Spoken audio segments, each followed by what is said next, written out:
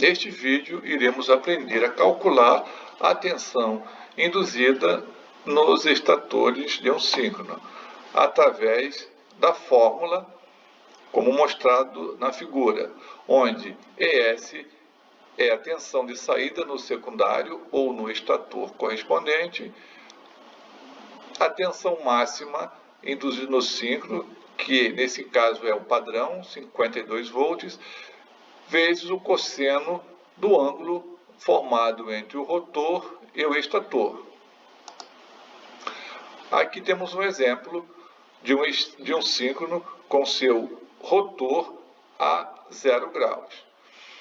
Convenciona-se que o estator S2 é a referência 0 grau para o síncrono, ok?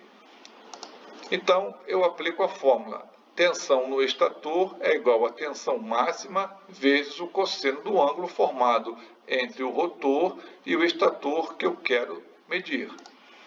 Neste caso, começaremos com o estator S2. Aplicando-se a fórmula, a tensão no estator 2 é igual a 52 vezes o cosseno do ângulo formado entre o rotor e o estator, neste caso, ângulo de 0 graus. O cosseno de 0 é 1. Multiplicando-se 52 por 1, eu tenho uma tensão de 52 volts em S2. Já o ângulo formado entre o rotor e S1 é de 120 graus. O cosseno de 120 é 0 menos 0,5.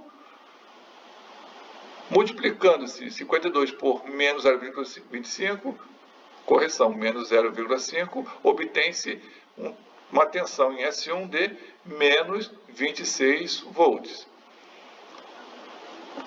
Continuando, a tensão em S3 é igual a 52 vezes o cosseno de 240.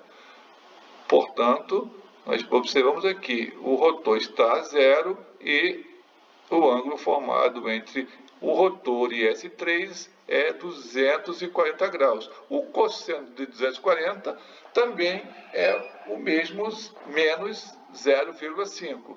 Então, obtemos em S3 a tensão de menos 26 volts. Então, em S1, achamos a tensão máxima de 52 volts e em S1 e S3, uma tensão negativa de 26 volts. Um outro exemplo aqui, eu tenho um síncrono com seu rotor a 30 graus de S2. Vamos aplicar a fórmula. Vamos começar calculando a tensão em S1. Como os síncronos estão defasados, os estatores estão defasados de 120 graus, e eu tenho meu rotor a 30 graus, então o ângulo formado entre o rotor e S1 é 90 graus. Aplico a fórmula, tensão em S1 é igual a 52 vezes o cosseno de 90. O cosseno de 90 é 0. Então, eu tenho em S1 0 volts. Observando aqui que o ângulo formado entre o rotor e S1 é de 90 graus.